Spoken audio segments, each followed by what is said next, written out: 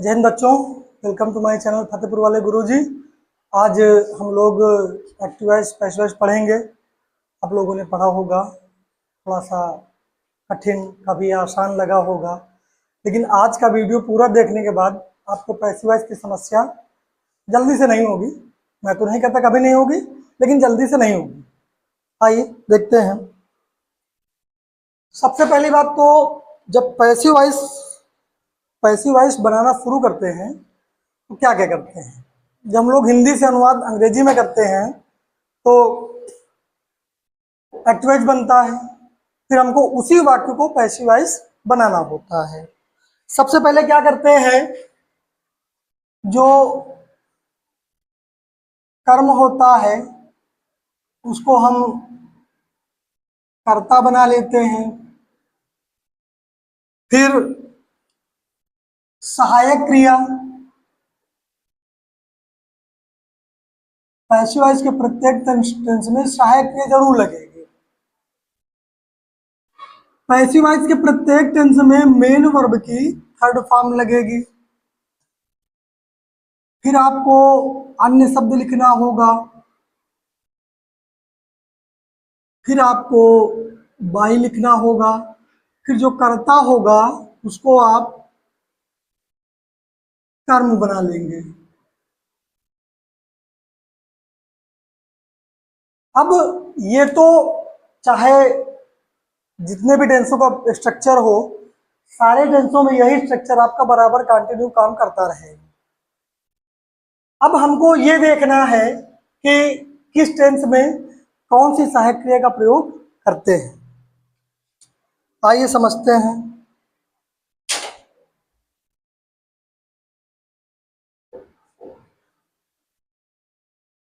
Tense के भाग,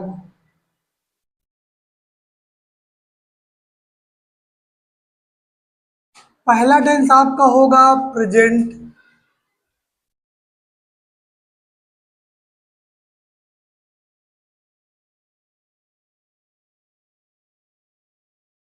फिर होगा आपका पास्ट,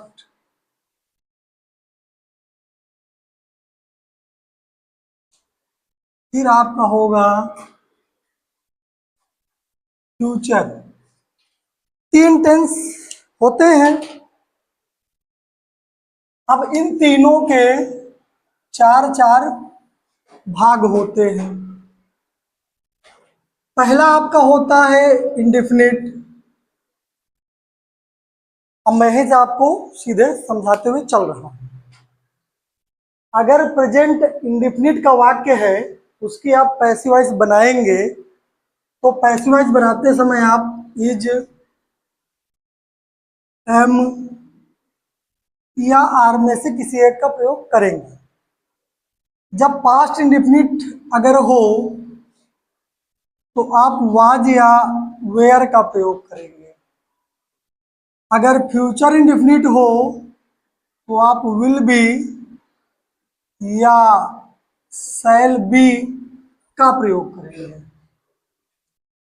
एक ही बार में तीनों टेंस आपके बिल्कुल अच्छे से कंप्लीट हो। फिर जब आप आगे बढ़ेंगे कंटिन्यूअस की ओर, तो इसका तीसरा पार्ट जो कंटिन्यूअस का होता है, अगर प्रेजेंट कंटिन्यूअस का वाक्य हो तो is, am, are plus being. अभी मैं आपको बताऊंगा प्लस क्यों लगा है, मैंने is being, am being, are being क्यों नहीं लिखा है। फिर वाज या वेयर प्लस बीइंग। और फ्यूचर कंटिन्यूअस टेंस की पैसिव वॉइस नहीं बनती है। तीन ये भी कंप्लीट हो गए। अच्छा, अब चलते हैं अगले टेंस परफेक्ट की ओर। अगर प्रेजेंट परफेक्ट का हो हैज या have plus been. Past perfect का हो तो had plus been. Future perfect का हो तो विल हैव बीन या शैल हैव बीन। इसके भी तीनों लगभग लगभग आपकी समझ में आ जाएंगे। थोड़ी देर रुकिए, आप बता दूं, फिर बताता हूं कैसे क्या होगा। फिर आपका जो बचेगा लास्ट वाला परफेक्ट कॉन्टिन्यूअस, इन तीनों की पैसिव वॉइस नहीं बनती है। परफेक्ट कॉन्टिन्यूअस किसी का भी हो उसकी पैसिव वॉइस नहीं बनती है। ये अब आप देखेंगे कि तीन प्रकार के टेंस होते हैं, उनके चार चार भाग होते हैं। एक दो तीन, एक दो तीन चार, तो चार तीन 12। 12 में से 4 की नहीं बनती है, 8 की बनती है। मैं एक बार फिर से इसको अच्छे से क्लियर किए दे रहा हूं। अगर प्रेजेंट इंडेफिनिट का हो एक्टिव वॉइस का वाक्य, तो जब आप पैसिव वॉइस बनाएंगे तो ईएमआर का प्रयोग करेंगे। अगर पास्ट इंडेफिनिट का वाक्य हो तो आप जब पैसिव वॉइस बनाएंगे तो वाज वेयर का प्रयोग करेंगे। जब फ्यूचर इंडेफिनिट का होगा तो आप विल बी या शैल बी का प्रयोग करेंगे। प्रेजेंट कंटिन्यूअस का हो तो is am are plus being. अब प्लस लगाने का मतलब क्या है कि इन दोनों के बीच में नॉट लगेगा। जब निगेटिव सेंटेंस हो जाएगा तो इन दोनों के बीच में नॉट लगेगा। वैसे इसमें भी वाज वेयर लिखा है, प्लस लिखा है, तो प्लस का मतलब इनके बीच में यहाँ नॉट लग जाएगा। फ्यूचर कंटिन्यूअस की पैसिव वॉइस नहीं बनेगी। प्रेजेंट परफेक्ट का हो तो हैज हैव प्लस बीन, अर्थात इसमें बीच में नॉट आ जाएगा। इसमें भी had been, had not been, will not have been हो जाएगा। और इनकी तीनों की पैसिव वॉइस नहीं बननी। अब ये पूरे टेंस एक बार में आपके क्लियर हो गए। अब मैं आपको थोड़ा सा इसको बिगाड़ के समझाता हूं। अगर किसी को स्क्रीनशॉट लेना है तो आप इसको ले लीजिए, फिर मैं इसको इरेज कर दूं, आगे फिर मैं देखूं। फिर कह रहा है कि अब जो इसके एग्जाम्पल हैं, आपने अगर इसका स्क्रीनशॉट ले लिया है या इसको आपने नोट कर लिया है तो आप, मैं बताता चलूंगा, आप उसी से देखते रहिएगा, तो आपको आसानी से बिल्कुल ये क्लियर तरीके से आ जाएगा।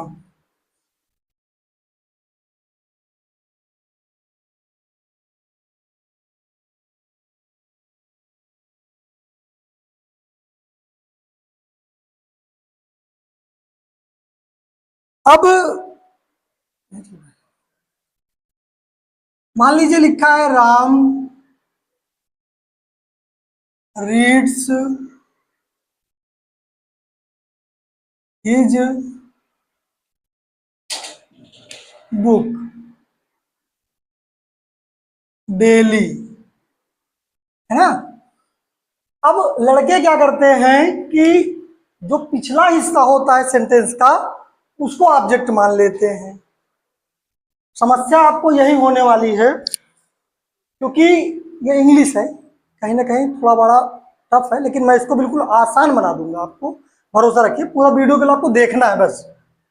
अब कैसे पहचानेंगे कि नहीं, कर्म यही है। तो जो मेन वर्ब के बाद वर्ड लिखा रहेगा वही आपका ऑब्जेक्ट रहेगा। आपको पीछे से लेके नहीं चलना सेंटेंस को, आपको देखना कि मेन वर्ब कहाँ है। मेन वर्ब के तुरंत बाद वाला जो वर्ड रहेगा वही आपका ऑब्जेक्ट बन जाएगा।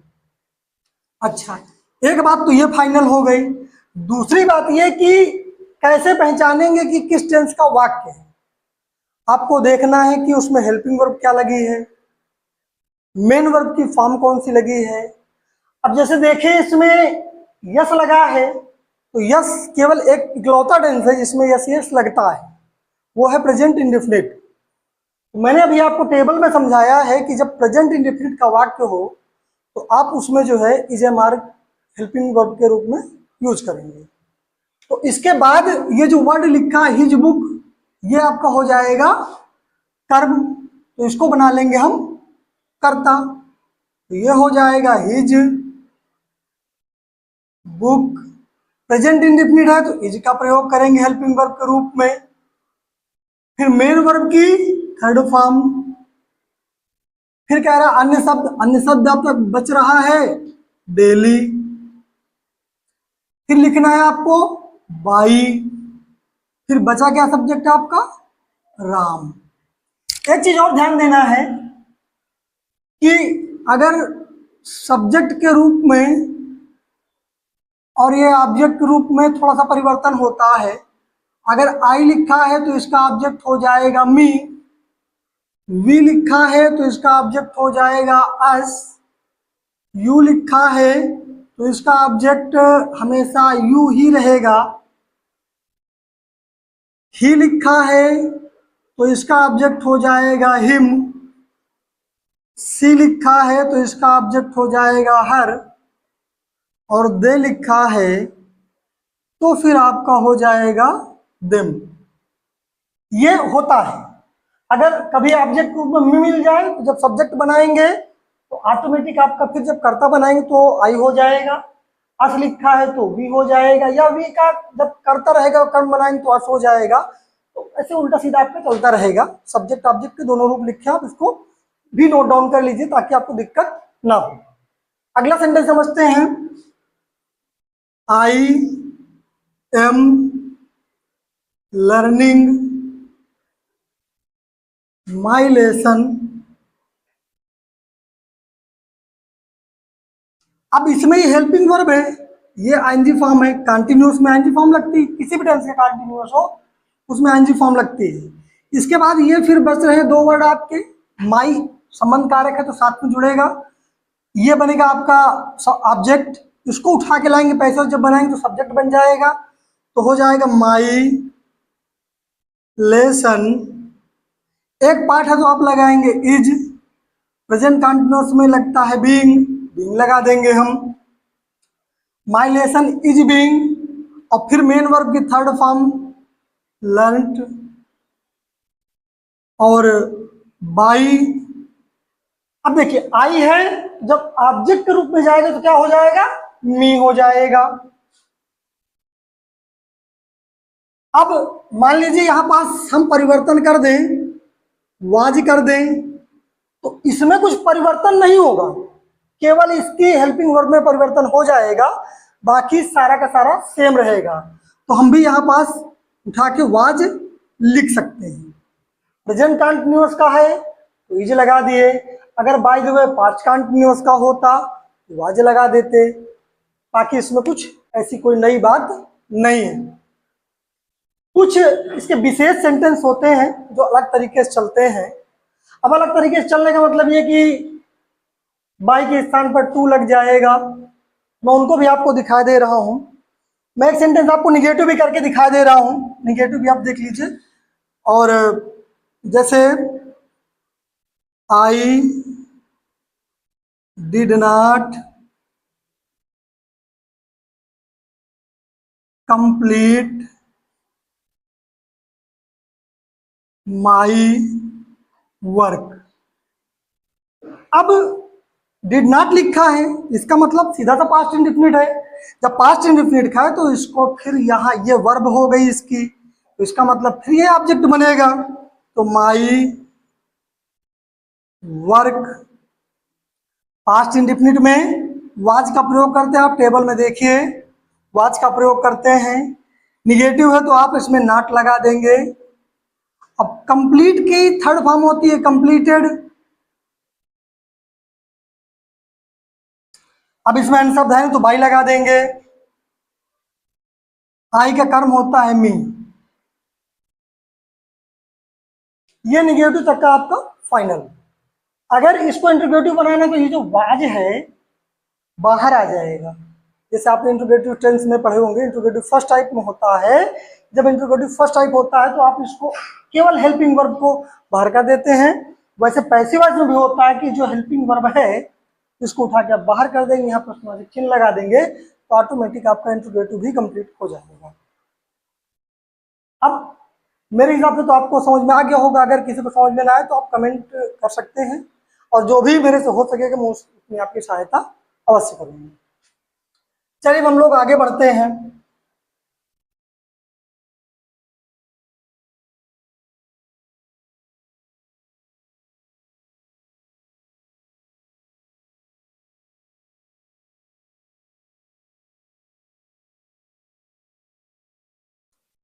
एक रूल हमेशा बोर्ड परीक्षा में पूछा जाता है, आप जब करेंगे बोर्ड के पेपर तो आपको कई सारे सेंटेंस ऐसे मिलेंगे।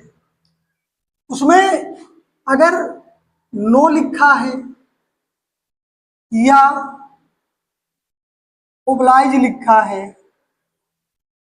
तो इसमें बाई के स्थान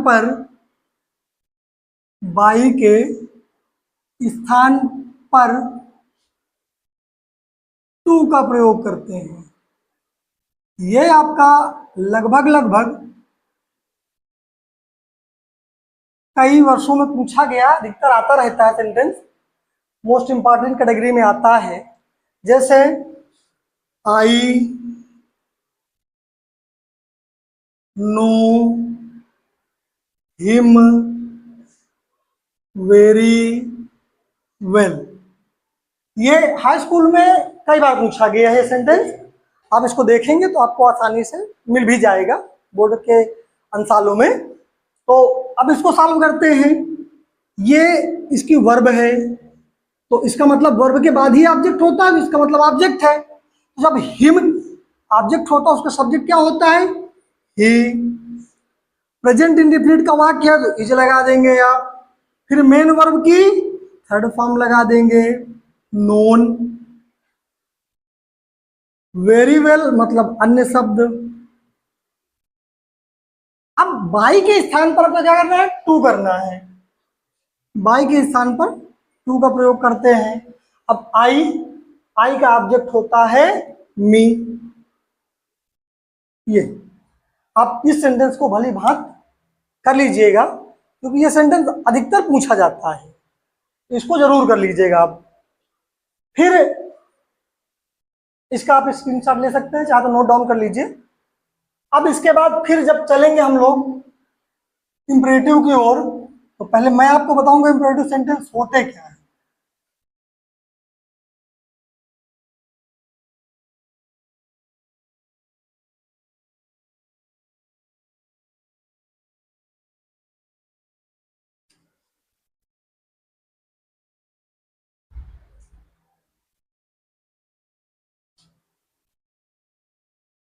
इंपरेटिव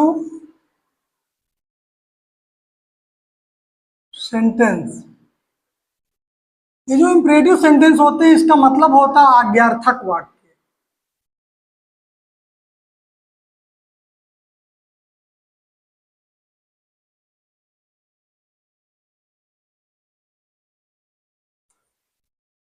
ऐसे वाक्य जिनसे आज्ञा, निवेदन, सलाह, सुझाव आदि का भाव प्रकट होता है वो वाक्य इंपरेटिव वाक्य कहलाते हैं।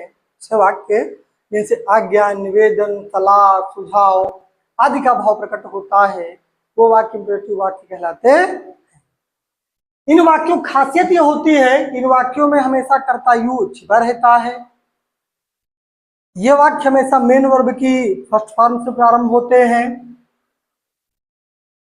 इनका स्ट्रक्चर होता है मेन वर्ब की first form plus object plus O W. मतलब मेन वर्ब की फर्स्ट फॉर्म ऑब्जेक्ट लिख देंगे, फिर आप लिखेंगे अन्य शब्द। जैसे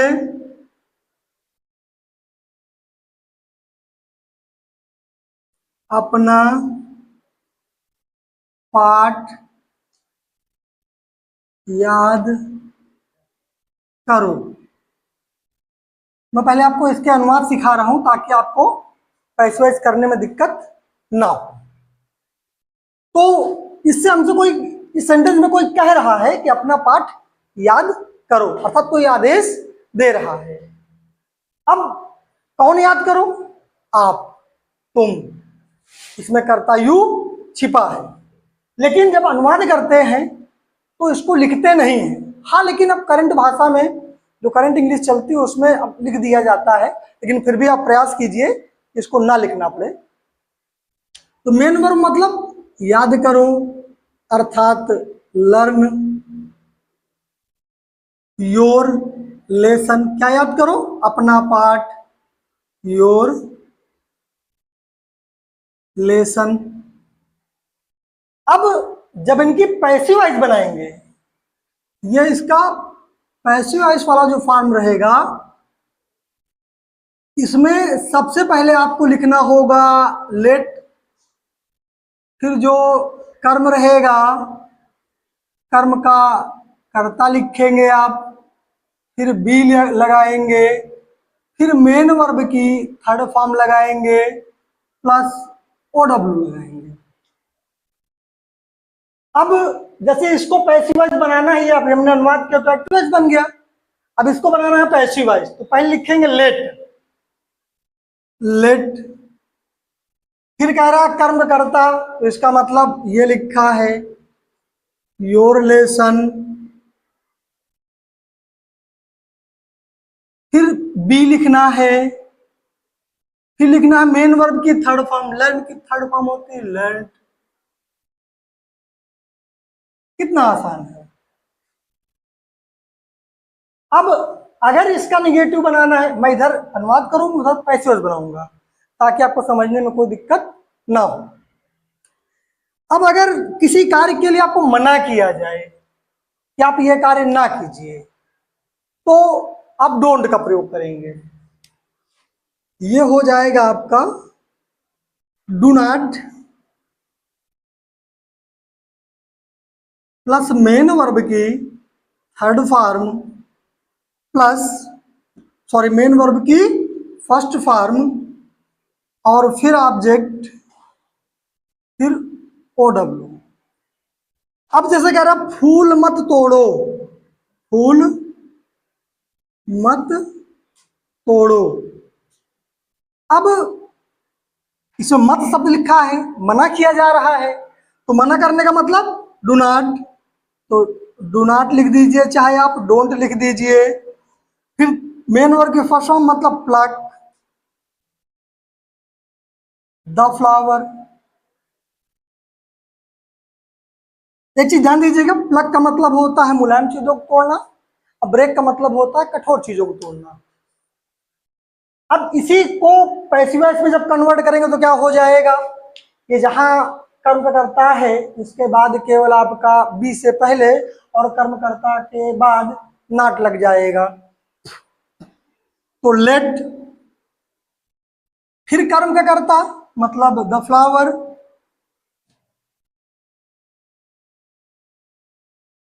द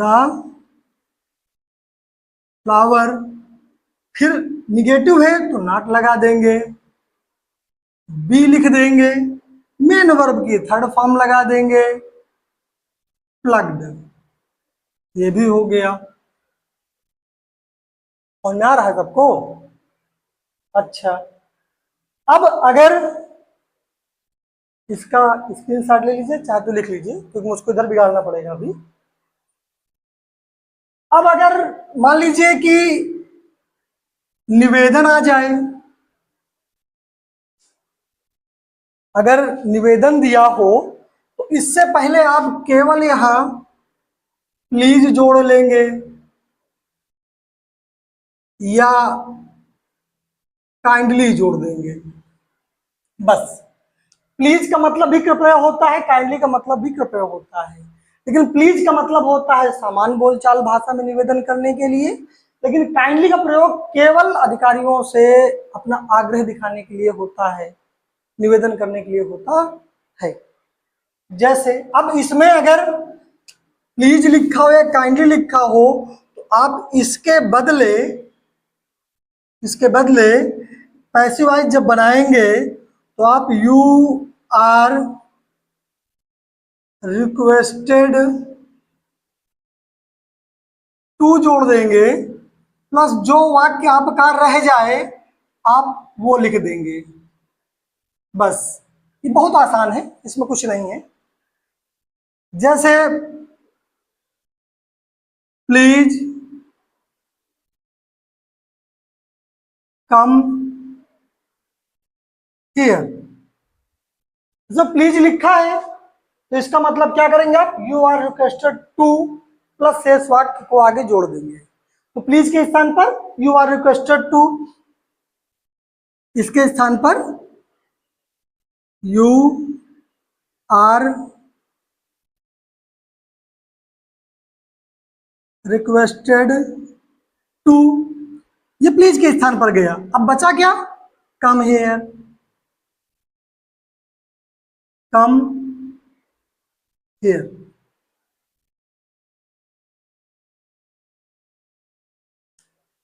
अब हाई स्कूल के हिसाब से ये जितने पैसिव वॉइस हैं जो बोर्ड परीक्षा में पूछे जाने हैं, बस इतना ही है।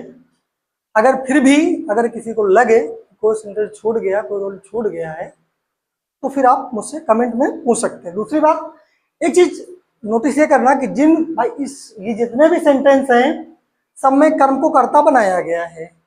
अगर किसी भी एक्टिव वॉइस के सेंटेंस में ऑब्जेक्ट नहीं है तो उसकी पैसिव वॉइस पॉसिबल नहीं है, मतलब उसकी पैसिव वॉइस नहीं बनेगी।